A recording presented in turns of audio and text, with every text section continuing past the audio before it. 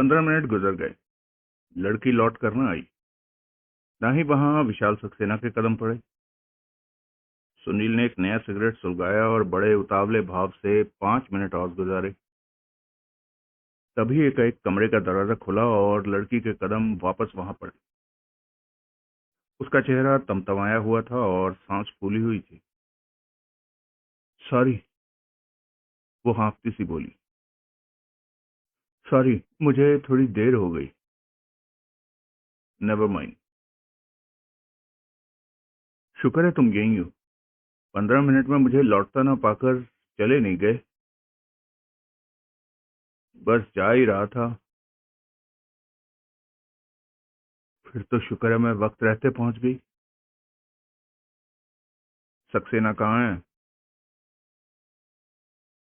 वो नहीं आ सके। यानी कि मिला नहीं वो? मिले लेकिन आ नहीं सके। उन्होंने तुम्हारे नाम चिट्ठी भेजी है? चिट्ठी? ये रही। उसने एक तय किया हुआ कागज सुनील को सौंपा।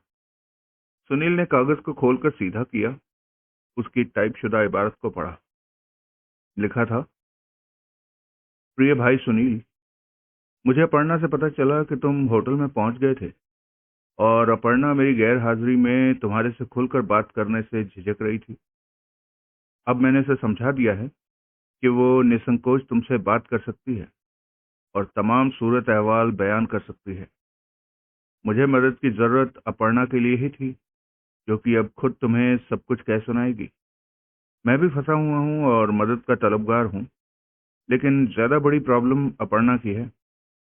मुझे अफसोस है कि मैं तुम्हारे जाने तक होटल में रुक नहीं सका, लेकिन मैं भी क्या करता। मेरा फौरन वहां से कूच कर जाना एकाएक निहायत जरूरी हो गया था। कहने की जरूरत नहीं है कि तुम्हारी जहमत के लिए मैं और अपर्णा ता जिंदगी तुम्हारे एहसानमंद रहेंगे। तुम्हारा विशाल सक्सेना। सुनील ने नोट किया कि चिट्ठी में केवल सक्सेना का नाम ही था, जो कि टाइपशुदा इबारत नहीं थी, लेकिन वो हस्ताक्षर सिक्के वाली पेंसिल से घसीट मारकर बनाए गए थे। उसने चिट्ठी पर से सिर उठाया तो लड़की ने आशापूर्ण निगाहों से उसकी तरफ देखा। सक्सेना तुम्हें मिला था? सुनील ने उसे घूरते हुए पूछा। हाँ, लड़की व्यग्र भाव से बोली। तभी तो उसने मुझे ये चिट्ठी दी। कहाँ मिला था? ये मैं नहीं बता सकती। क्यों? क्यों नहीं बता सकती? उसने मना किया है। उसे यहाँ आना चाहिए था।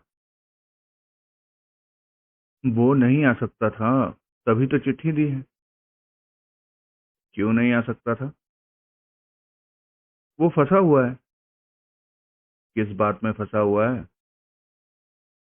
बस फंसा हुआ है। ब्राइट आइज, तुम बहुत गोलमोल बातें कर रही हो। ऐसी बात नहीं है। ऐसी बात नहीं है तो तुम मेरी सुनो। तुम्हारी ही सुन रहा हूं। तुम्हारे सिवाय और है कौन यहाँ? मुझे एक बात बताओ। क्या? क्या कोई ऐसे हालात होते हैं जिनमें कोई किसी का खून कर दे तो उस पर खून का इल्जाम ना आए? होते हैं। अपनी जान बचाने के लिए किसी की जान लेना खून नहीं कहलाता, वो आत्मरक्षा कहलाता है, सेल्फ डिफेंस कहलाता है।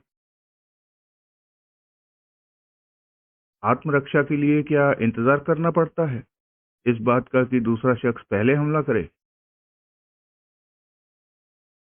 दूसरा शख्स हमला करने पर आमादा होगा तभी तो आत्मरक्षा की नौबत आएगी।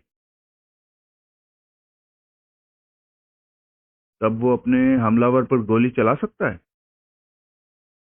हाँ। लिहाजा कोई आपको मार डालने के लिए आपके पीछे पड़ा हो तो आप उसे मार सकते हैं। अमूमन हाँ।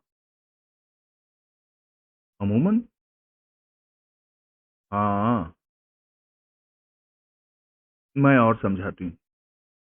फर्ज करो तुम जानते हो कि कोई शख्स तुम्हारी जान लेने पर तुला है।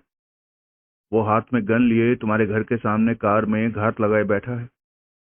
तुम पिछले दरवाजे से घर से निकलते हो, घेरा काट कर उसके पीछे पहुंच जाते हो और उसे शूट कर देते हो। तो क्या ये सेल्फ डिफेंस होगा? नहीं। क्यों?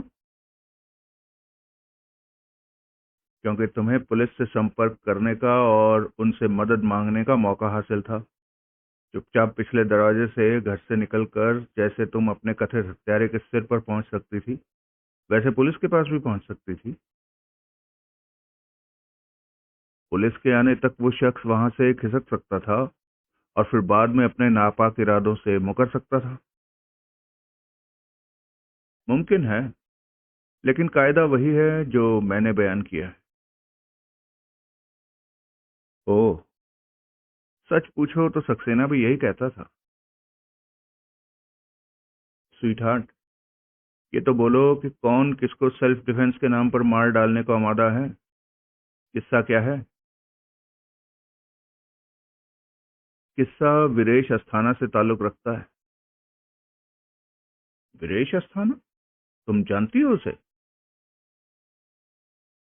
मिस्टर सुनील, वीरेश अस्थाना वो शख्स है जो मेरे और सक्सेना के पीछे पड़ा है, जो हम दोनों को मार डालना चाहता है। क्यों? क्योंकि मैं रॉय की गर्लफ्रेंड हूँ। रॉय? श्रीपत रॉय? सुनील चौंका, लेकिन फिर तत्काल संभला और सहज भाव से बोला, वो कौन है?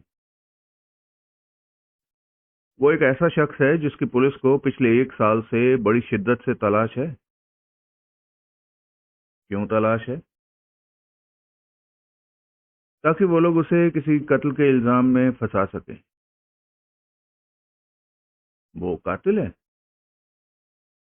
हरगिज भी नहीं। तो फिर गायब क्यों है? क्योंकि वो साबित नहीं कर सकता कि वो कातिल नहीं है। तुम्हारे और सक्सेना के कत्ल से किसी का क्या मतलब हल होगा? पता नहीं। फिर क्या बात बनी? लेकिन ये हकीकत तो अपनी जगह कायम है ना, मिस्टर सुनील, कि कल रात मेरे कत्ल की एक कोशिश हो भी चुकी है। मुझे पूरा पूरा यकीन है कि कल मीनाक्षी स्टूडियो की पिछली गली में मेरे ऊपर जो हमला हुआ था, वो वीरेश अस्थाना ने करवाया था। अच्छा?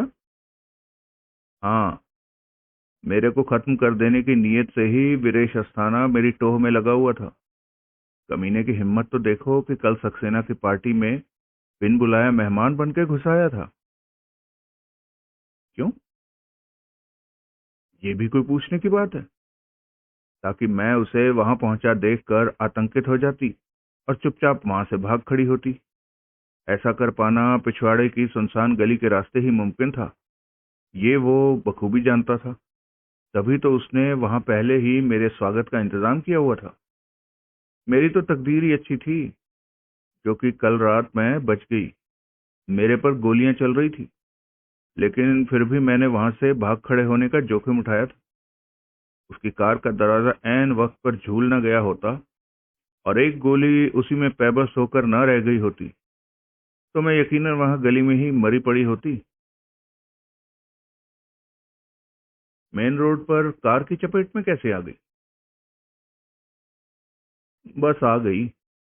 मुझे क्या कुछ दिखाई दे रहा था उस वक्त?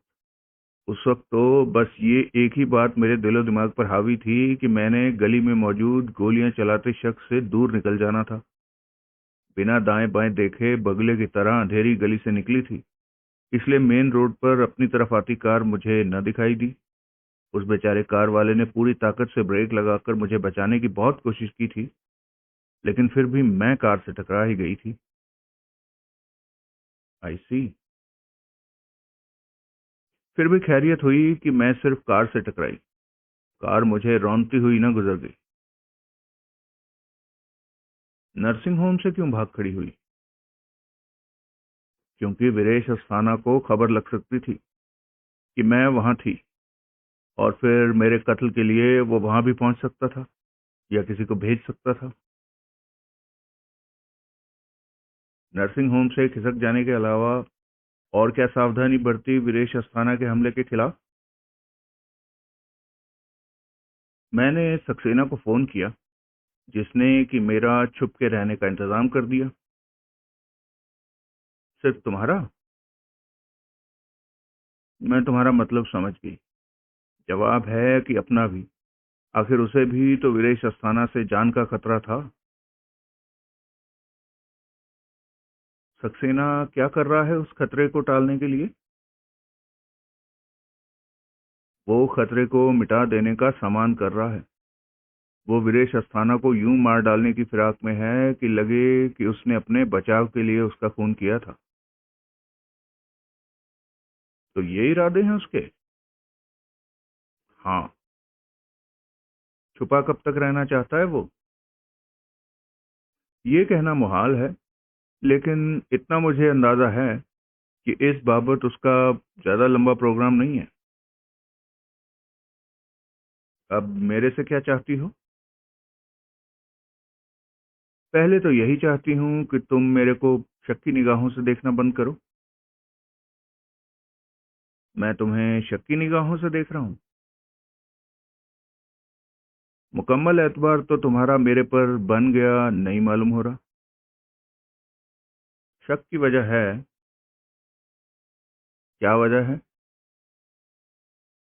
मैं तुम्हें पहचानता नहीं। I understand. तभी तो मैंने तुम्हें सक्सेना की चिट्ठी ला के दी है। ये तो टाइप शुदा है। तो क्या हुआ?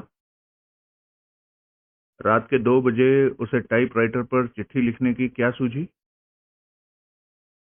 भाई, टाइपराइटर उपलब्ध था और वो समझता होगा कि यूं वो ज्यादा जल्दी लिख सकता था। हम्म। आखिर दस्तखत तो किए हैं उसने चिट्ठी पर। दस्तखत का क्या है? घसीट है जिसे कोई भी बना सकता है। उसने मेरे सामने दस्तखत किए थे, लेकिन मैं उसके दस्तखत नहीं पहचानता। तुम क्या कहना चाहते हो? चिट्ठी इसलिए टाइप की गई हो सकती है ताकि हैंडराइटिंग की शिनाख्त न हो सके। दस्तखत भी सिक्के वाली पेंसिल से इसी वजह से घसीट कर बनाए गए हो सकते हैं। लेकिन असल में ऐसा नहीं है। ऐसा तो सिर्फ तुम कहती हो, और अभी ये साबित होना बाकी है कि असल में तुम वही हो जो कि तुम अपने आप को बताती हो। हद है भाई, तुम तो बहुत ही शक्की मिजाज के आदमी हो। तुम्हारे पास अपनी शिनाख्त का कोई जरिया है? मसलन क्या? मसलन ड्राइविंग लाइसेंस या ऐसी ही कोई और चीज? अरे, शिनाख्त के लिए ही तो ये चिट्ठी है। चिट्ठी की शिनाख्त के लिए क्या है? तुम क्या चाहते हो? मैं सक्सेना की जुबानी इस बात की तस्दीक करना चाहता हूं कि तुम ही अपर्णा चौधरी हो। भाई, इस चिट्ठी की मौजूदगी में ये जरूरी नहीं है। मेरे लिए जरूरी है। चिट्ठी फर्जी हो सकती है, खुद तुम ही ने बना ली हो सकती है। क्यों? मुझे गुमराह करने के लिए? अपने किस फायदे की खातिर? ये तो तुम जानो। वो खामोश रही। उसने बेचैनी से पहलू बदला। सुनील ने पूछा, सक्सेना कहाँ है? क्यों पूछ रहे हो? मुझे उसका पता बताओ या मुझे उसके पास लेके चलो। That is out of question. तो उसे यहां बुला कर लाओ। ये काम खतरे से खाली नहीं होगा। सुनील खामोश रहा। कुछ देर बाद वो हथियार डालती हुई बोली, ठीक है, तुम और थोड़ी देर यहां ठहरो। मैं बुलाकर लाती हूँ उसे। गुड। लेकिन मेरी उस कोशिश में अगर वो मारा गया या मैं मारी गई या हम दोनों मारे गए तो हमारा खून तुम्हारे सिर पर होगा। सुनील खामोश रहा। लड़की ने एक असंतोष और तिरस्कार से भरी निगाह सुनील पर डाली और फिर घूमकर दृढ़ कदमों से वहां से निकल गई। द्वार उसके पीछे फिर बंद हो गया। सुनील सोचने लगा। उसके पीछे लगने के लिए पता नहीं रमाकांत या उसके आदमी वहां अभी पहुंचे थे या नहीं। उसने नया सिगरेट सुलगा लिया और प्रतीक्षा करने लगा। इस बार की घड़ियां अभी पहले से आधी भी नहीं बीती थी कि दरवाजे पर दस्तक पड़ी। सुनील ने दरवाजे की तरफ अभी एक ही कदम बढ़ाया था कि वो खुला और जौहरी ने भीतर कदम रखा। रमाकांत कहाँ है? सुनील बोला। बॉस नहीं आया, मुझे भेज दिया, जौहरी बोला। क्यों? वो नहीं उठता, बस मुझे उठाने को उठा और फिर सो गया। लानत। अकेले हो? एक आदमी और है, भुवेश नाम है। मैं जानता हूँ उसे। नहीं, नया आदमी है। भरोसे का है? बोला ना, नया आदमी है। यानी कि अभी आजमाया नहीं गया? ऐसे किसी काम के लिए नहीं आजमाया गया। कोई भांजी तो नहीं मार देगा? उम्मीद तो नहीं, मामूली काम था, क्या भांजी मारेगा उसमें। अब क्या खबर है? जो लड़की इस कमरे से निकली थी वो अभी यहीं है। यहीं है? क्या मतलब? यहीं, होटल में ही है। कैसे मालूम? मैंने भुवनेश को बाहर गलियारे में तैनात किया था। उसको यहाँ तक पहुँचाने के लिए हमें एक कमरा किराए पर लेना पड़ा था। जहाँ पहुंचकर उसने वेटर की यूनिफॉर्म पहन ली थी और बाहर गलियारे में आ खड़ा हुआ था। उसके सामने लड़की यहाँ से बाहर निकली थी और लिफ्ट पर सवार हुई थी। जाहिर है कि नीचे जाने के लिए। जाहिर तो है, लेकिन वो नीचे नहीं गई थी। नीचे नहीं गई थी तो कहाँ गई थी? ऊपर, एक मंजिल ऊपर, चौथी मंजिल पर। यहाँ से ऊपर बस वो एक ही मंजिल है और है, इसलिए भुवनेश सीढ़ियों के रास्ते ऊपर पहुंच गया था। लड़की तब चौथी मंजिल के गलियारे में चल रही थी और उसके देखते ही देखते 405 नंबर कमरे में दाखिल हो गई थी। 405 का दरवाजा खुला था? नहीं, बंद था। उसने चाबी लगाकर उसका ताला खोला था और फिर भीतर दाखिल हुई थी। फिर भुवनेश उस कमरे के दरवाजे पर पहुंचा था। उसने की होल में आंख लगाकर भीतर झांका था तो उसे कुछ दिखाई नहीं दिया था, लेकिन कान लगाने से कुछ सुनाई दिया था। क्या? वार्तालाप की आवाजें। एक जनाना जो कि जाहिर है कि उस लड़की की ही होगी, और एक मर्दाना।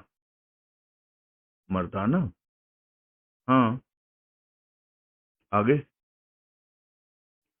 जो बॉस ने हमें बताया था कि आप चाहते थे, उसकी रूह में हमारा असली इरादा तो यही था कि लड़की इस कमरे से निकलकर नीचे जाने के लिए लिफ्ट में सवार होती तो भुवनेश अपने कमरे की खिड़की में से, जो कि यहाँ तीसरी मंजिल पर ही इमारत के फ्रंट में है, एक टॉर्च जला बुझाकर मुझे बाहर सड़क पर, जहाँ की मैं मौजूद होता, इशारा कर देता। फिर वो होटल से निकलकर बाहर सड़क पर पहुंचती तो मैं उसके पीछे लग लेता। यूं मैं उसका कोई पता ठिकाना जान लेता, जहाँ के दिन में किसी वक्त जबकि बॉस सोकर उठता, बॉस वहां पहुंचता और उस लड़की की शिनाख्त कराता। लेकिन लड़की ने तो होटल के बाहर कदम ही ना रखा, जिसकी कि जाहिर है कि आपको भी उम्मीद नहीं होगी। बहरहाल आप तो लड़की का मौजूदा पता ठिकाना ही जानना चाहते थे, जो कि हमें मालूम हो गया था कि इसी होटल का कमरा नंबर 405 था। लिहाजा मैंने भुवनेश को चलता किया और खुद यहाँ आ गया। यानी कि वो लड़की यहाँ ऊपर की मंजिल पर 405 में ठहरी हुई है। बात में फर्क है क्या? मैंने रिसेप्शन से दरियाफ्त किया था। होटल के रिकॉर्ड के मुताबिक वो कमरा विमला माथुर के नाम से बुक है। यानी कि कथित अपर्णा चौधरी विमला माथुर के नाम से यहाँ ठहरी हुई है। ये हो सकता है। आखिर उसने 405 का दरवाजा खुद चाबी लगाकर खोला था। बात तो कुछ खास न बनी। असल में तो मुझे इस बात की तस्दीक चाहिए थी कि वो लड़की जो कि अपने आप को अपर्णा चौधरी बताती थी, वास्तव में अपर्णा चौधरी ही थी। इस बात की तस्दीक तो रमाकांत ही कर सकता था, जो कि आया नहीं। अब क्या प्रॉब्लम है? लड़की हमारी निगाहों में है। बॉस उठेगा तो आ ही जाएगा। कब उठेगा? दोपहर के बाद कहीं, हमेशा की तरह। आज शायद जल्दी उठ जाए। ऐसा दगा पहले कभी नहीं दिया था रमाकांत ने। आप ही के साथ तो ड्रिंकिंग सेशन चल रहा था। आपको बॉस पर कोई अंकुश रखना चाहिए था। तब मुझे क्या ये सपना आना था कि रात को ही यहाँ आने की इमरजेंसी खड़ी हो जानी थी। जौहरी खामोश रहा। कुछ क्षण सुनील भी खामोश रहा। वैसे, जौहरी उत्सुक भाव से बोला, हो क्या रहा है यहाँ? यहाँ जाहिरा तौर पर तो कुछ भी नहीं हो रहा, लेकिन असल में फरेब का ऐसा जाल फैलाया जा रहा है कि उसके आर्किटेक्ट की तारीफ करनी पड़ती है। आपसे तो कुछ क्या छुपा रहा होगा। क्या पता क्या छुपा रहा है अभी, लेकिन कुछ भी उजागर नहीं है। मसलन क्या?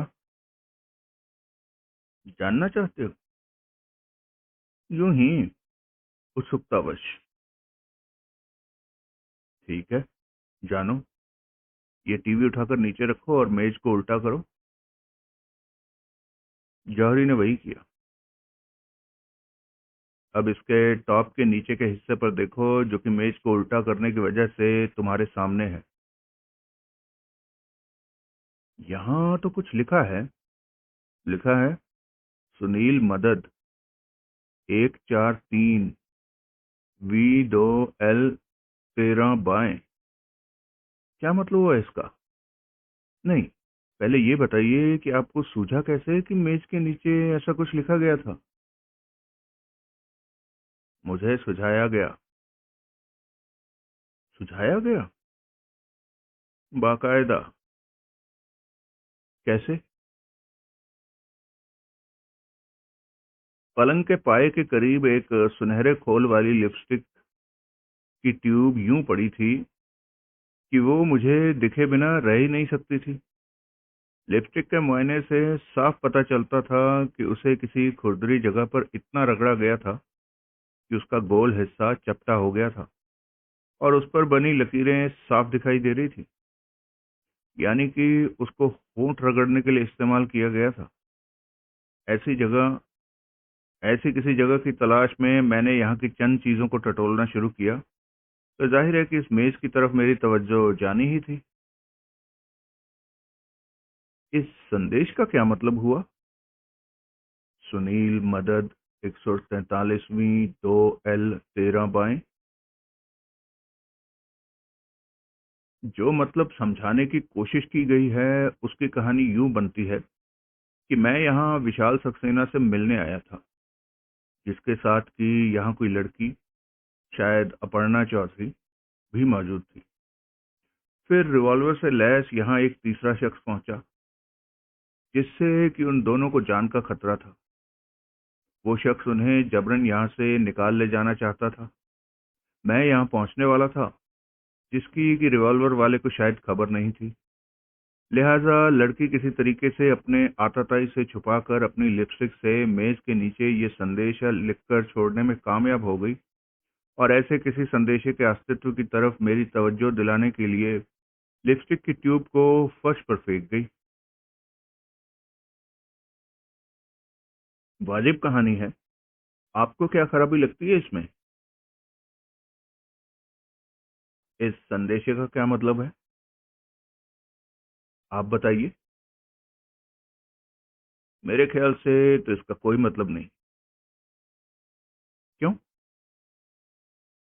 क्योंकि जैसे ये लिखा गया, जाहिर किया जा रहा है, वैसे लिखा गया ये नहीं हो सकता। क्यों नहीं हो सकता? तुमने ठीक से समझा कि क्या जाहिर किया जा रहा है? हाँ। क्या समझा? लड़की मेज के करीब बैठी हुई थी। जब रिवॉल्वर वाले की तवज्जो सक्सेना की तरफ थी, तब उसने लिपस्टिक निकाली, चुपचाप मेज के नीचे हाथ डालकर लिपस्टिक से ये मैसेज लिख दिया था। पक्की बात? हाँ। अब तुम ऐसा करो कि इस मेज को वापस इसकी पहले वाली स्थिति में पहुंचा दो, टेलीविजन को वापस इसके ऊपर रख दो और खुद इसके पहलू में बैठ जाओ। अब ये पकड़ो एक अखबार और ये पकड़ो लिपस्टिक। अब तुम अखबार को मेज के नीचे उस स्थान के करीब जहां की संदेशा लिखा पाया गया है लगाकर लिपस्टिक वाला हाथ मेज के नीचे ले जाकर कोई शब्द, मसलन अपना नाम ही लिखो। क्यों? लिखो तो। जौहरी ने आदेश का पालन किया। लिख लिया। हाँ। अब अखबार को नीचे से निकालो और अपनी कारीगरी का मुआयना करो। जौहरी ने अखबार को ऊपर करके निगाह डाली तो भचक्का सा बोला, ये तो उल्टा लिखा हुआ है। हाँ, ऐसा लिखा हुआ है जैसे कि सीधा लिखा हुआ शीशे में प्रतिबिंबित होता है। लेकिन मैंने तो सीधा लिखा था। जो तुमने लिखा था वो तुम्हारे सामने है। इसका क्या मतलब हुआ? सोचो। यानी कि यानी कि मेज के नीचे हाथ डालकर नीचे कुछ लिखने की कोशिश की जाए तो लिखाई उल्टी आती है। हाँ। लेकिन जो संदेशा लिपस्टिक से लिखा गया है वो तो सीधा है। क्या इसी से साबित नहीं होता कि वो संदेशा मेज के नीचे हाथ डालकर चोरी छिपे नहीं लिखा गया? वो यूं लिखा गया होता तो अक्षर उल्टे होते, जैसे लिखे पाए गए हैं, वैसे कि मिरर इमेज होते। बात तो आप ठीक कह रहे हैं, लेकिन इसका मतलब क्या हुआ?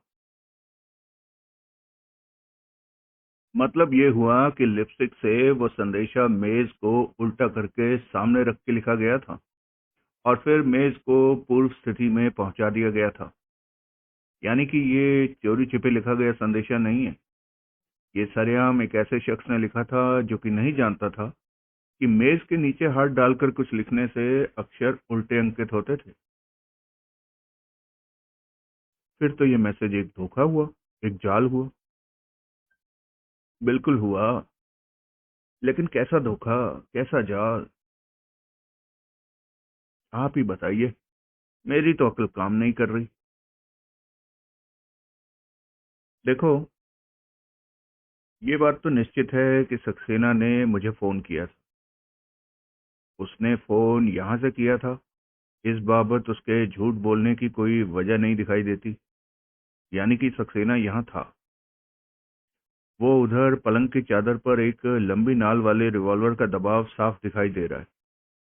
यानी कि उसके साथ यहाँ कोई और भी था जिसके पास रिवॉल्वर थी, जो कि उसने थोड़ी देर के लिए वहां पलंग पर रख दी थी। लिपस्टिक की मौजूदगी यहाँ किसी लड़की के होने की भी चुगली करती है, जो कि अपर्णा चौधरी भी हो सकती है। मेरा यहाँ पहुंचना अपेक्षित था।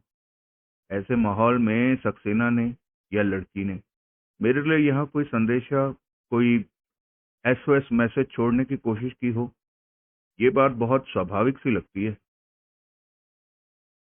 लेकिन ये संदेशा तो फर्जी है।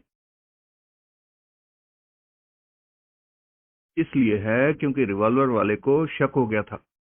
कि उसके बंदी यहाँ कोई संदेशा छोड़ने में कामयाब हो गए थे, लेकिन वो संदेशा उसे ढूंढे नहीं मिला था। तब उसने मेज के नीचे लिपस्टिक से लिखकर ये फर्जी संदेशा, ये बेमानी संदेशा इसलिए छोड़ा था, और इसलिए लिपस्टिक की ट्यूब को फर्श पर निगाहों के सामने फेंक कर उसके द्वारा लिखे गए किसी संदेशे के अस्तित्व की ओर इशारा किया था कि मैं ये मेज वाला संदेशा तलाश करता, इसे ही जेन्युइन संदेशा समझता और अपनी तलाश बंद कर देता। इस संदेशे का कोई मतलब ही नहीं, इसलिए ये तो मेरे पल्ले पड़ता नहीं, और ये मुझे सूझता नहीं कि जेन्युइन संदेशा कहीं और था। यानी कि यूं जेन्युइन संदेशे को तलाश करने में कामयाब हुए बिना भी वो उसके किसी असर को खत्म करने में कामयाब हो जाता। उसे जेन्युइन संदेशा क्यों ढूंढे नहीं मिला होगा? उसके पास वक्त का तोड़ा होगा, उसे यहाँ से निकल जाने की जल्दी होगी, जबकि हमारे सामने ऐसी कोई समस्या नहीं। यानी कि वो संदेशा हम तलाश करने की कोशिश करेंगे? ये भी कोई कहने की बात है। ओ, अब शुरू हो जाओ प्यारेलाल। उन्होंने सुई तलाश करने जैसी बारीकी से उस जगह को टटोलना शुरू किया। मुझे एक और बात सूझी है, एकाएक जौहरी बोला। क्या? हो सकता है वो पहला मेज के नीचे वाला संदेशा भी बिल्कुल ही बेमानी ना हो। उसका कोई मतलब सूझ रहा है तुम्हें? सूझ तो रहा है, तभी तो उसकी बाबत फिर से बात चलाई है। क्या सूझ रहा है? V2 का मतलब वॉल्यूम 2 हो सकता है। 143 उस वॉल्यूम का 143वां पृष्ठ हो सकता है, और L13 का मतलब लाइन 13 यानी कि 13वीं लाइन हो सकता है, और बाएं का मतलब बायां कॉलम हो सकता है। यानी कि ये संदर्भ 2 वॉल्यूम की किसी 2 कॉलम वाली किताब से संबंधित हो सकता है। सुनील कुछ क्षण सोचता रहा, फिर बोला, जौहरी, तुमने तो कमाल कर दिया। अब ये भी बोलो कि ऐसी कौन सी किताब हो सकती है? Telephone directory? जौहरी तत्काल बोला। वो 2 वॉल्यूम में होती है, और उसके हर पेज पर 2 कॉलम होते हैं। वो देखिए, टेलीफोन के नीचे दोनों वॉल्यूम पड़े हैं। सुनील ने वहां से दूसरा वॉल्यूम काबू में किया और उसे उसके 143वें पृष्ठ पर खोला। उसके पहले कॉलम की 13वीं लाइन में जो एंट्री थी, उसको उसने उच्च स्वर में पढ़ा। श्रीवास्तव राजेश कुमार, 21 विक्रमपुरा, टेलीफोन 242647। अरे, जौहरी बोला, क्या हुआ? तुम्हारा सुना हुआ नाम है ये? हाँ, बॉस के कहने पर वीरेश अस्थाना की पड़ताल मैंने ही की थी। ये राजेश कुमार श्रीवास्तव भी उसी का एक और नाम है, जो कि उसकी गिरफ्तारी के वक्त की रिपोर्ट में दर्ज है। हमें विक्रमपुरे में इसका पता करना चाहिए।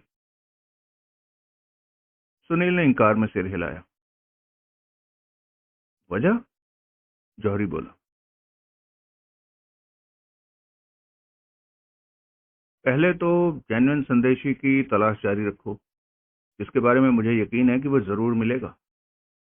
दूसरे, इस संदेशे का कोई मतलब निकल आना भी उसी धोखे की एक्सटेंशन है जिसका जाल हमारे लिए रचा गया है। आपका मतलब है कि कोई खामखा हमें इस शख्स के पीछे डालकर गुमराह करना चाहता है? और बाजरिया इस श्रीवास्तव, जो कि तुम कहते हो कि वीरेश अस्थाना का दूसरा नाम है, हमें वीरेश अस्थाना के पीछे भटकाना चाहता है। लेकिन वीरेश अस्थाना इस रिवॉल्वर वाले का ही कोई जोड़ीदार हुआ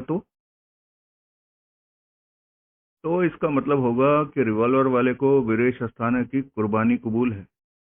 वीरेश अस्थाना पर फोकस बने, इस बात से उसे कोई गुरेज नहीं है। वीरेश अस्थाना फंसेगा तो क्या वो रिवॉल्वर वाले की बाबत खामोश रहेगा?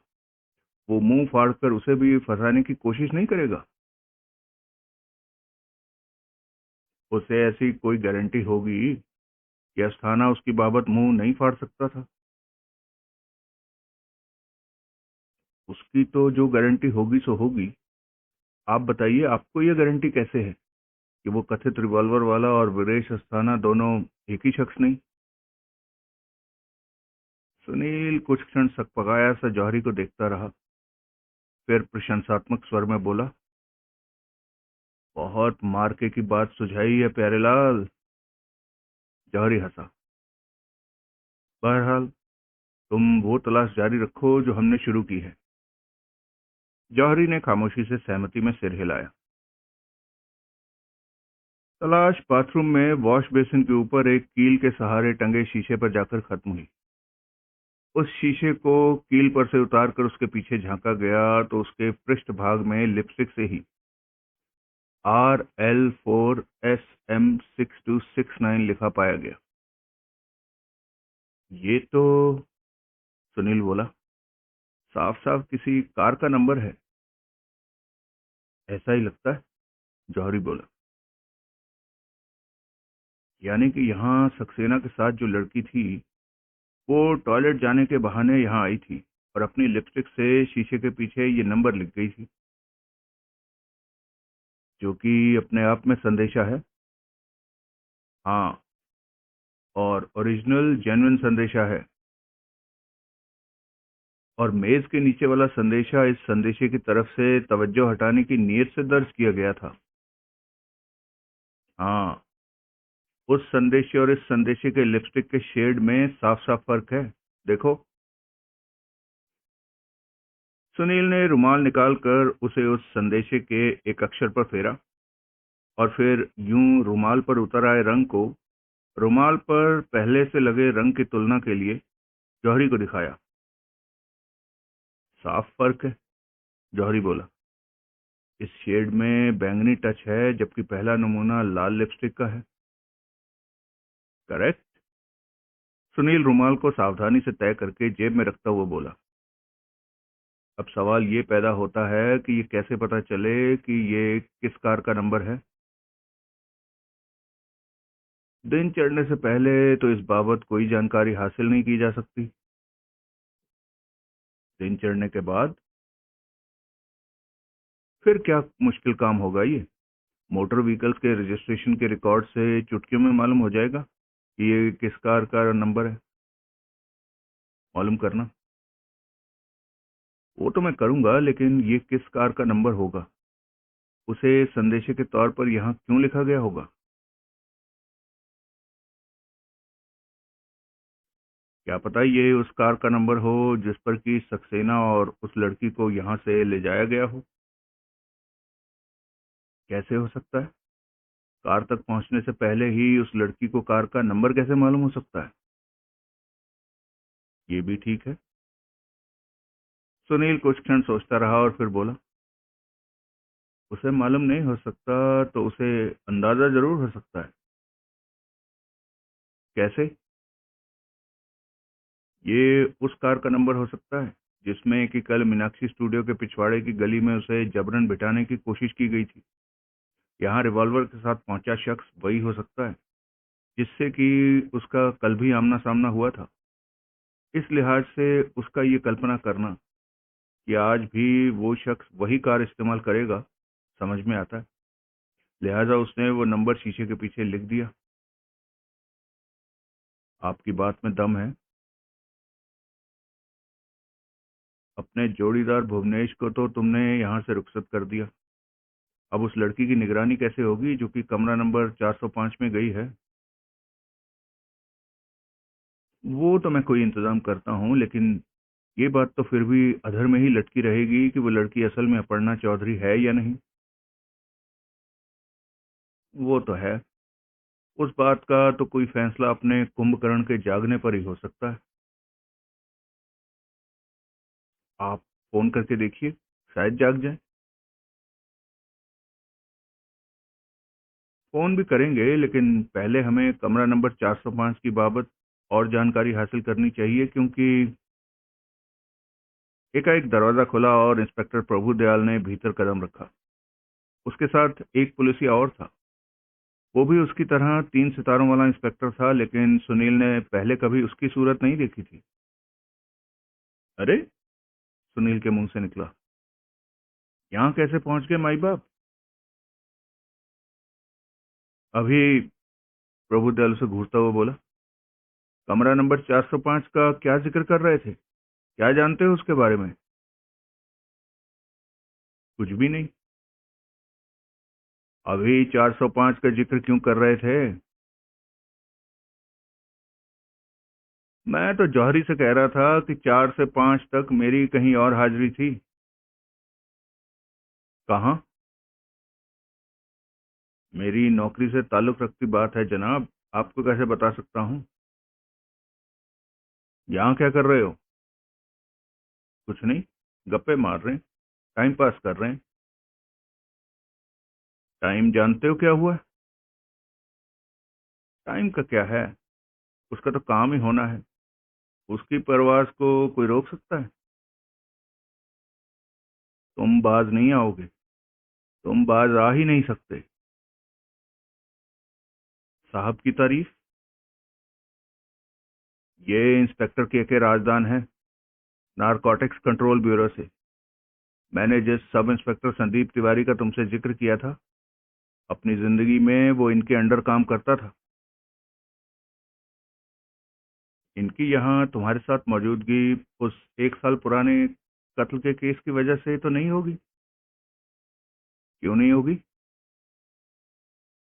यानी कि वो केस अभी भी खुला है? वो एक पुलिसकर्मी के कत्ल का केस है, इंस्पेक्टर राजदान सख्ती से बोला। वो तब तक खुला रहेगा जब तक कि कातिल पकड़ा नहीं जाएगा, भले ही इसमें एक जिंदगी गुजर जाए। समझे कुछ? प्रभुदयाल बोला। क्या? सुनील सकपकाया से बोला कि पुलिस के साथ हर घड़ी लुक्का छिपी का खेल खेलना तुम्हारी सेहत के लिए नागवार गुजर सकता है। जो लिहाज तुम्हारा मुझे है, वो जरूरी नहीं कि इंस्पेक्टर राजदान को भी हो। मेरे लिए तो ये भी नई बात है कि तुम्हें मेरा लिहाज है। लिफाफेबाजी बंद करो रिपोर्टर साहब, और मेरे सीधे सवाल का सीधा जवाब दो। अभी कमरा नंबर 405 की क्या बात हो रही थी? कमरा नंबर 405 में एक लड़की मौजूद है, लास्ट के लिए एक स्टोरी के सिलसिले में जिसकी बाबत मुझे और जानकारी चाहिए। तुम? वो जौहरी की तरफ घूमा। यहाँ क्या कर रहे हो? ये मेरी वजह से यहाँ है, मेरे बुलाए यहाँ आया है। ये तुम्हारे उस सदा शराबी दोस्त रमाकांत का आदमी है ना? हाँ। फिर तो इसकी इतनी रात गए यहाँ मौजूदगी की कोई फसादी वजह ही होगी। ऐसी कोई बात नहीं है। देखो, मैं तुम्हें अंधेरे में नहीं रखना चाहता, इसलिए कहता हूँ कि हम खूब जानते हैं कि इसे अपनी कहने दो। इंस्पेक्टर राजदान बीच में बोल पड़ा। इससे सवाल करो और इसे जवाब देने दो। मैं कह रहा था, प्रभुदयाल अपने सहकर्मी की बात अनसुनी करता हुआ बोला, ये एक बदनाम होटल है जहां आम हालात में तुम्हारे जैसे आदमी की कोई समाई नहीं। ये लोकल गर्ल्स का अड्डा है, जहां की बाई नाइट ही नहीं, बाई आवर भी कमरा मिलता है। यहाँ की तकरीबन क्लाइंटल ऐसी ही है। कोई संभ्रांत सम्मानित व्यक्ति यहाँ कदम रखता है तो अनजाने में ही रखता है। ऐसे होटल में जो ना हो जाए वही थोड़ा है। अभी यहाँ से पुलिस के पास एक टेलीफोन कॉल पहुंची थी।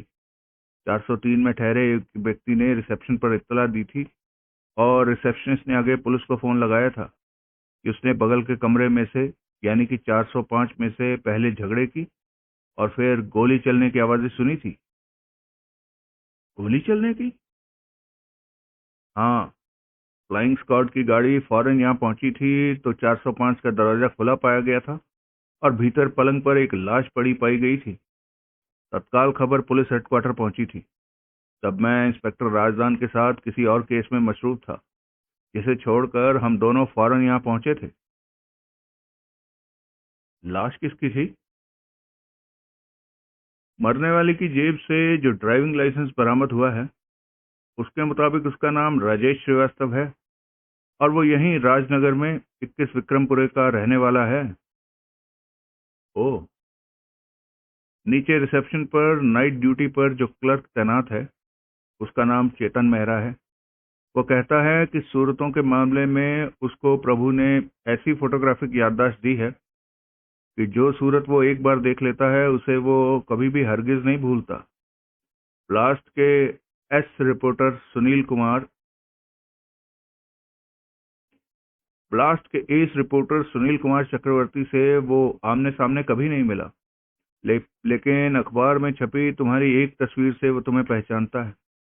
उसी ने हमें बताया था कि तुम भी यहाँ पहुंचे हुए थे और कब से कमरा नंबर 303 में मौजूद थे, जहाँ की तुम्हारे पीछे पीछे ये, उसने जौहरी की तरफ संकेत किया, भी पहुंचा था, और जहाँ एक नौजवान लड़की के भी कई फेरे लगे थे। रिपोर्टर साहब, मैंने बड़ी शराफत से तुम्हें इतना कुछ बताया, अब तुम भी बड़ी शराफत से ये बताओ कि क्या माजरा है। जवाब ये सोचकर देना कि तुम्हारे खामोश रहने की सूरत में तुम्हारा अंजाम बहुत बुरा होगा। गरीब नवाज, अगर मेरे कान धोखा नहीं दे रहे हैं तो ये तो धमकी हुई। हुई तो हुई, मैं जवाब का इंतजार कर रहा हूं। सरकार को भला मैं इंतजार कैसे करा सकता हूं? वो क्या है कि एक स्टोरी पर काम करते हुए मेरी जानकारी में आया है कि राकेश श्रीवास्तव वीरेश अस्थाना का ही एक छद्म नाम है, और वीरेश अस्थाना वो शख्स हो सकता है जिसने कि कल रात अपर्णा चौधरी का अगवा करने की कोशिश की थी। इससे ज्यादा मैं कुछ नहीं जानता। कुछ जानते नहीं या कुछ बताना नहीं चाहते? मेरे लिए एक ही बात है। ठीक है, फिलहाल मुझे तुम्हारा जवाब कबूल है। अब मेरा हुक्म सुनो। मेरी इजाजत के बिना तुम यहां से बाहर कदम नहीं रख सकते। नीचे लॉबी में जाकर बैठ जाओ और दोबारा तलब किए जाने का इंतजार करो। ये तो धांधली है। क्या धांधली है? तुम मुझे यूं यहां रोक कर नहीं रख सकते। क्यों नहीं रख सकता? मैं एक नेशनल डेली का प्रतिनिधि हूं, जो कि मुझे नहीं पता तुम क्या बला हो। इस वक्त तुम एक कत्ल के केस में मर्डर सस्पेक्ट हो। क्या? वही जो तुमने सुना। अब मेरी नर्म दिली का फायदा उठाओ और चुपचाप नीचे जाकर लॉबी में बैठ जाओ, वरना मैं तुम्हें गिरफ्तार करके हवालात में भिजवा दूंगा और 3 दिन तुम्हारी सुध नहीं लूंगा। मैं सुध नहीं लूंगा तो किसी को भनक भी नहीं लगेगी कि तुम कहाँ हो। अब बोलो, हवालात में बंद होना चाहते हो या नीचे जाके लॉबी में बैठना चाहते हो? मैं, सुनील मरे स्वर में बोला, नीचे जाके लॉबी में बैठता हूँ। Good, now get going. Johari के साथ सुनील कमरे से बाहर निकल गए। उन्हें कोई 1 घंटे बाद ऊपर दूसरी मंजिल के एक कमरे में तलब किया गया, जिसे कि पुलिसियों ने अपना टेम्पररी ऑफिस बना लिया हुआ था। सुनील के लिए यह कहना मुहाल था कि प्रभुदयाल सच में ही बहुत व्यस्त था या उसने जानबूझकर सुनील को इतना इंतजार करवाया था। बैठो, प्रभुदयाल बोला।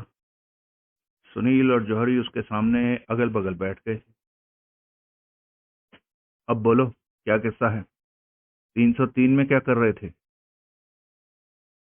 किसी के बुलावे पर वहां पहुंचा था, सुनील बोला। किसके बुलावे पर? नाम बोलो। सुनील ने इंकार में सिर हिलाया। क्यों? प्रभुदयाल आंखें निकालता हुआ बोला। वो शख्स ब्लास्ट की एक एक्सक्लूसिव स्टोरी का सोर्स था। मैं अपना सोर्स उजागर करने के लिए बाध्य नहीं हूं। प्रभुदयाल कुछ क्षण उसे घूरता रहा, फिर बोला, वो मिला? नहीं। तो कौन मिला? कोई भी नहीं। कमरे में कोई नहीं था? कोई नहीं था। यानी कि वो शख्स तुम्हें यहां बुलाकर खुद खिसक गया? ऐसा ही जान पड़ता है। क्यों खिसक गया? मिलेगा तो पूछूंगा। हम्म। फिर वो जौहरी की तरफ घूमा। तुम्हारी क्या कहानी है? जवाब देने से पहले एक बात ध्यान में रखना। सुनील अपनी अखबार निवीसी की ओट लेकर कुछ मामलात में अपनी जुबान बंद रख सकता है। तुम्हें ऐसी कोई सुविधा उपलब्ध नहीं है। झूठ बोलोगे या इसकी उस्तादी से सीख लेकर कोई फरेबी जुबान बोलोगे तो सीधे जेल जाओगे, समझे? हाँ, जौहरी बोला। एक बात और भी ध्यान में रखना, इंस्पेक्टर राजदान बोला। तुम भी। सुनील ने सहमति में सिर हिलाया। यह कोई मामूली कत्ल का केस नहीं है। जो कत्ल यहाँ हुआ है उसके तार सब इंस्पेक्टर संदीप तिवारी के 1 साल पहले हुए कत्ल से जुड़े हो सकते हैं।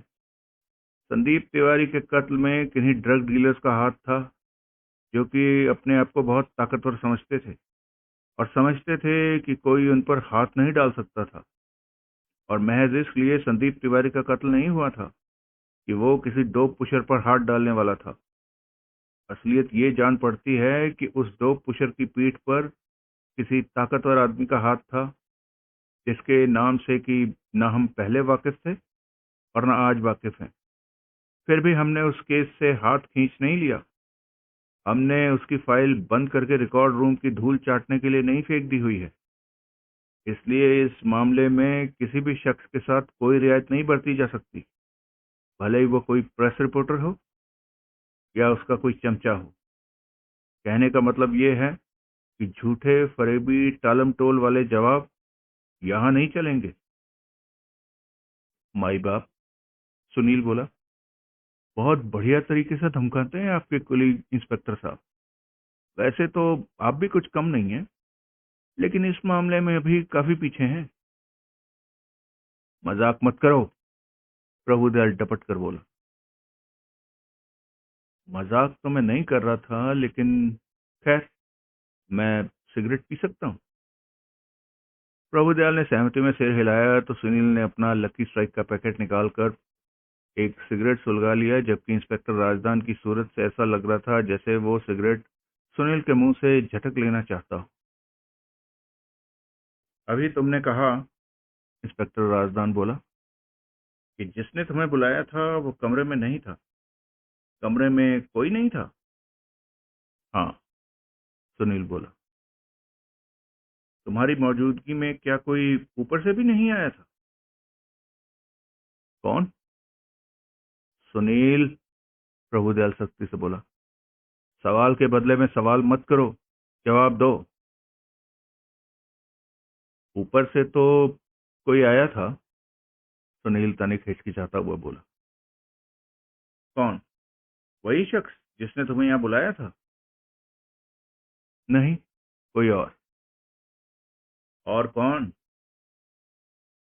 मैं उसे नहीं जानता। आदमी या औरत? औरत। हुलिया। हुलिया बयान करो, सुनील ने किया। ये तो तुम उस लड़की का हुलिया बयान कर रहे हो जो कि नर्सिंग होम से खिसक गई थी, जो मीनाक्षी स्टूडियो की पार्टी में शामिल थी और जिसका उसकी पिछली गली में अगवा करने की कोशिश की गई थी। मैं उस लड़की को नहीं पहचानता, इसलिए कहना मुहाल है कि जो लड़की वहां पहुंची थी वो वही मीनाक्षी स्टूडियो की पार्टी वाली लड़की थी या नहीं। लेकिन ये हुलिया तो 1000 नौजवान लड़कियों का हो सकता है, 10,000 नौजवान लड़कियों का हो सकता है, लाख। खैर, फिर क्या हुआ? वो लड़की थोड़ी देर के लिए यहाँ से चली गई थी, लेकिन वो लौट के आने को कह रही थी। मैं उसकी बाबत और जानकारी हासिल करना चाहता था, इसलिए मैंने यूथ क्लब फोन करके वहां से मदद मंगाई थी। मदद? यानी कि ये जौहरी? हाँ। तुम्हारी बात बीच में ही रह गई थी। प्रभुदयाल जौहरी की तरफ घूमा। अब बोलो, तुम्हारी क्या कहानी है? जौहरी ने फरियाद करती निगाहों से सुनील की तरफ देखा। Oh come on, don't waste time, Prabhudayal उतावले स्वर में बोला। इनकी फोन कॉल मेरे बॉस के पास आई थी, जौहरी दबे स्वर में बोला। मुझे मेरे बॉस ने यहाँ भेजा था। बॉस? यानी कि रमाकांत? हाँ। वो खुद क्यों ना आया? बॉस आने की स्थिति में नहीं था। क्यों न था? यही समझ लीजिए। समझ लिया। यहाँ क्या करने को कहा गया था तुम्हें? मुझे कहा गया था कि यहाँ कमरा नंबर 303 में सुनील के साथ एक लड़की थी, जिसके यहाँ से निकलने के बाद मैंने उसके पीछे लगना था और उसका कोई पता ठिकाना मालूम करना था। गुड। ऐसा कैसे किया तुमने? मैं अपने साथ भुवनेश दत्ता नाम के एक और आदमी को लाया था। मेरी हिदायत पर भुवनेश अपने साथ वेटर की एक सफ़ेद यूनिफॉर्म लेकर आया था। मेरी हिदायत पर वो यहाँ होटल में पहुंचा और तीसरी मंजिल पर फ्रंट के एक कमरे की मांग की, जो कि उसे मिला। फ्रंट का कमरा क्यों? क्योंकि फ्रंट के कमरे से सड़क दिखाई देती है। भुवनेश एक टॉर्च जला बुझाकर वहां से मुझे सिग्नल कर सकता था कि लड़की 303 से निकलकर नीचे आ रही थी, और फिर मैं उसके पीछे लग सकता था। तुम बाहर सड़क पर थे? हाँ। और तुम्हारा जोड़ीदार भुवनेश भीतर था, तीसरी मंजिल पर? हाँ। वो वेटर की यूनिफॉर्म पहनकर गलियारे में खड़ा हुआ था। यूं वो लड़की उसे देखती तो कोई शक न करती। गुड। फिर क्या हुआ? वो लड़की होटल से निकली तो तुमने उसका पीछा किया? नहीं। तो लड़की होटल से नहीं निकली। भुवनेश निकला और मेरे पास पहुंचा। उसने मुझे बताया कि लड़की 303 से निकलकर होटल से रुखसत होने की जगह एक मंजिल ऊपर 405 में चली गई थी। फिर क्या? मुझे यही जानने का काम मिला था कि लड़की 303 से निकलकर कहाँ जाती थी, जो कि मैंने जान लिया था। लिहाजा मैंने भुवनेश को वापस भेज दिया और खुद हालात की खबर करने सुनील के पास 303 में पहुंच गया। अभी मैं वहां पहुंचा ही था कि ऊपर से आप आ गए थे। हम्म। भुवनेश को वापस कहाँ भेजा? उसके घर। और कहाँ? घर का पता बोलो। जौहरी ने हिचकिचाते हुए पता बोला, जो कि इंस्पेक्टर राजदान ने नोट कर लिया। तुमने, प्रभुदयाल फिर जौहरी से संबोधित हुआ, कमरा नंबर 405 में लड़की के पीछे जाने की कोशिश नहीं की थी? नहीं। भुवनेश ने? उसने भी नहीं। वो 405 से भी निकलकर चल देती तो? मुझे ऐसी उम्मीद नहीं थी, क्योंकि लगता था कि वो वहां ठहरी हुई थी। इतनी रात गए वो वहां से कहाँ जाती? फिर भी जा तो सकती थी। देखिए, मुझे जितना काम मिला था उतना मैंने कर दिया था। मिस्टर सुनील चाहते तो मैं फिर उसके पीछे लग जाता, लेकिन अभी इस बाबत कोई बातचीत हो ही रही थी कि ऊपर से आप लोग आ गए थे। तुमने उस लड़की की शक्ल देखी थी? नहीं। मैं तो बाहर सड़क पर था। वो होटल से बाहर निकलती तो देखता। लेकिन भुवनेश ने देखी थी, क्योंकि वो ऊपर 405 तक उसके पीछे गया था। हाँ। फिर भी तुमने उसे वापस भेज दिया। जो शख्स तुम्हें उस लड़की की शिनाख्त करवा सकता था, उसको तुमने वापस भेज दिया। जरूरत पड़ने पर वो शिनाख्त मैं भी करवा सकता हूँ, सुनील बोला। हम्म। इंस्पेक्टर राजदान एकाएक अपने स्थान से उठा। उसने एक अर्थपूर्ण निगाह प्रभुदयाल पर डाली और फिर कमरे से बाहर निकल गया। मैं कहाँ था? प्रभुदयाल बोला। कोई कुछ ना बोला। हाँ, सुनील, तुम इतना अरसा उस कमरे में बने रहे। उस दौरान काफी देर तक जौहरी भी तुम्हारे साथ रहा। अपने मेजबान की गैर हाजिरी में तुमने कमरे को टटोला तो जरूर होगा। ये जानने की कोशिश तो जरूर की होगी कि वो क्यों वहां से खिसक गया था। ये तो हो नहीं सकता कि तुम्हारे जैसा खुराफाती आदमी अपने मेजबान का इंतजार करता, या उस लड़की के लौटने का इंतजार करता, या जौहरी का इंतजार करता, हाथ पर हाथ धरे निठल्ला वहां बैठा रहा हो। मैं क्या तुम्हें जानता नहीं? सुनील खामोश रहा। अब बोलो, क्या जाना, क्या देखा? सुनील हिचकिचाया। मैं तुम्हें फिर से याद दिलाना चाहता हूं कि ये कत्ल का केस है, कोई हंसी खेल नहीं। अपनी किसी न्यूज स्टोरी से ताल्लुक रखती कोई बात छुपा कर रखने का तुम्हें इख्तियार है, लेकिन किसी रूटीन ऑब्जर्वेशन पर पर्दा डालोगे तो मैं समझूंगा कि तुम ना अच्छे इंसान हो और ना नेक शहरी। तब सुनील ने बड़े शराफत से उसे पलंग पर बने रिवॉल्वर की दबाव की बाबत और फर्श पर पड़ी मिली लिपस्टिक की ट्यूब और संदेशा लिखने के लिए हुए उसके इस्तेमाल के बारे में बताया। उसने वो ट्यूब जेब से निकालकर प्रभु दयाल को सौंप दी। तुम्हें इसको हैंडल नहीं करना चाहिए था, प्रभु दयाल भुनभुनाया। क्यों? इस पर से उंगलियों के निशान उठाए जा सकते थे। किसकी उंगलियों के निशान? जिस किसी ने भी मेज के नीचे और शीशे के पीछे लिपस्टिक से इबारत लिखी थी, उसकी उंगलियों के निशान। जब मैंने लिपस्टिक फर्श पर से उठाई थी, तब क्या मुझे सपना आना था कि इस होटल में कहीं एक खून हो जाने वाला था? उन दोनों संदेशों से तुमने कुछ समझा? समझा तो सही। क्या समझा? दूसरा, शीशे के पीछे वाला संदेशा तो साफ जाहिर है कि किसी कार का रजिस्ट्रेशन नंबर है। वो किसकी कार का रजिस्ट्रेशन नंबर है, ये पता लगा लेना पुलिस वालों के बाएं हाथ का काम है। लगा भी चुके हो तो कोई बड़ी बात नहीं। इतनी रात गए? कोई बड़ी बात नहीं। महकमा तुम्हारा, रिकॉर्ड तुम्हारा, तुम लोगों के लिए क्या बड़ी बात है ये? हम्म। पहले संदेशे से क्या समझा? वो टेलीफोन डायरेक्टरी का संदर्भ है।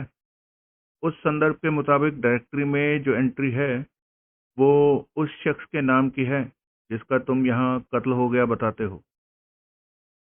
राजेश श्रीवास्तव के नाम की? हाँ। तभी दरवाजा खुला और इंस्पेक्टर राजदान वापस लौटा। उसकी प्रभुदयाल से निगाह मिली तो उसने सहमति में सिर हिलाया और फिर यथास्थान बैठ गया। दो संदेशे किस लिए? प्रभुदयाल बोला। मेरे से पूछ रहे हो? सुनील बोला। तुम्हारा क्या ख्याल है? मैं समझा था तुम अभी लौटे अपने फेलो इंस्पेक्टर साहब से मशवरा कर रहे थे। मैंने तुमसे पूछा है, तुम्हारी एक्सपर्ट ओपिनियन चाहिए मुझे। एक्सपर्ट ओपिनियन तो एक्सपर्ट ही दे सकते हैं, जो कि मैं नहीं हूं। अलबत्ता इस बाबत अपना ख्याल जाहिर कर सकता हूं। वही करो। मेरे ख्याल से मेज के नीचे वाला संदेशा फर्जी है और भटकाने के लिए, गुमराह करने के लिए है। तफसील से कहो, सुनील ने कहा। यानी कि कोई चाहता था कि मेज के नीचे वाले मैसेज के सामने आ जाने के बाद इस लाइन पर आइंदा तलाश बंद हो जाती। हाँ। क्यों? क्योंकि किसी को अंदेशा था कि वहां कोई और भी असली मैसेज था, लेकिन वो उसे ढूंढे नहीं मिल रहा था। फर्जी संदेशे के जरिए उसने ये इंतजाम किया था कि वो दूसरा संदेशा किसी और को भी न मिलता। हम्म। दम तो है तुम्हारी बात में। शुक्रिया। अब ढिठाई छोड़ के उस शख्स का नाम बोलो जिसकी गुहार पर तुम यहां पहुंचे थे। सुनील चुप रहा। तुम बोलो, प्रभुदयाल जौहरी से बोला। जौहरी ने जोर की फूंक निकली और बेचैनी से पहलू बदला। जवाब दो। मुझे नहीं मालूम, जौहरी बोला। मेरी मिस्टर सुनील से सीधी कोई बात नहीं हुई। मुझे जो कुछ कहा था मेरे बॉस ने कहा था, और उसने मुझे ऐसा कोई नाम नहीं बताया था। पूछा होता। मैंने जरूरत नहीं समझी थी। उसने बताया था या नहीं बताया था, उसे तो मालूम होगा ना। अगर सुनील ने बताया होगा तो मालूम होगा। मैं रमाकांत को सोते से जगाकर इस बाबत पूछताछ कर सकता हूँ। आप मालिक हैं, जौहरी, सुनील बोला। मुझे लगता है कि हाकिम साहब हमारे साथ चूहे बिल्ली का खेल खेल रहे हैं। अच्छा, प्रभुदयाल बोला। हाँ, 303 में कदम रखने से पहले पता नहीं कब से तुम दरवाजे से कान लगाए भीतर की बातें सुन रहे थे। रिपोर्टर साहब, मैं इंस्पेक्टर होता हूँ, कोई अर्दली चपरासी नहीं। ऐसे टुच्चे काम प्रभुदयाल नहीं करता। फिर तो एक ही बात मुमकिन है। वो कौन सी? 303 में कोई माइक्रोफोन फिट है जिसके जरिए कहीं और बैठकर वहां की तमाम बातें सुनी जा सकती थी। इंस्पेक्टर राजदान के चेहरे पर हैरानी के भाव आए। उसने पहले सुनील की ओर और फिर प्रभुदयाल की ओर देखा। ऐसा ही कमबख्त है ये, प्रभुदयाल बोला। उड़ती चिड़िया के पर पहचानता है। और कोई बड़ी बात नहीं, सुनील बोला, कि रमाकांत को तुम लोग जगा भी चुके हो और उससे बात कर भी चुके हो। कोई बड़ी बात नहीं कि तुम भुवनेश को भी अपने कब्जे में कर चुके हो। वो ये दूसरे इंस्पेक्टर साहब शायद इन्हीं बातों का इंतजाम करने के लिए यहां से उठ के गए थे। देखा, गलती हमारी है, राजदान भुनभुनाया। हमें इन दोनों को इकट्ठे बिठाकर पूछताछ नहीं करनी चाहिए थी। इनसे अलग अलग सवाल किए जाते तो ये खुद ही एक दूसरे की मुखालफत कर रहे होते। शायद तुम ठीक कह रहे हो। अभी भी कुछ नहीं बिगड़ा है। ये गलती अभी भी सुधारी जा सकती है। Stand up. किससे कह रहे हो? सुनील हड़बड़ाए। तुम्हें। उठो और पहले की तरह नीचे लॉबी में जाकर बैठो। जाता हूं, लेकिन जाने से पहले जौहरी को एक हिदायत देना चाहता हूं। क्या? कि ये अपने होंठ सीले, कि ये पुलिस से कुछ न छुपाए। जौहरी, तुमसे यहाँ जो कुछ भी पूछा जाए उसका सीधा सच्चा बेहिचक जवाब देने की तुम्हें छूट है। मुझे लगता है ये लोग पहले ही काफी कुछ जान चुके हैं, और जो जान चुके हैं उसके महज हमारे से तस्दीक चाहते हैं। इसलिए झूठ बोलने का कोई फायदा नहीं।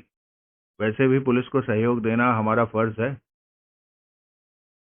क्या कहने, प्रभुदयाल व्यंगपूर्ण स्वर में बोला।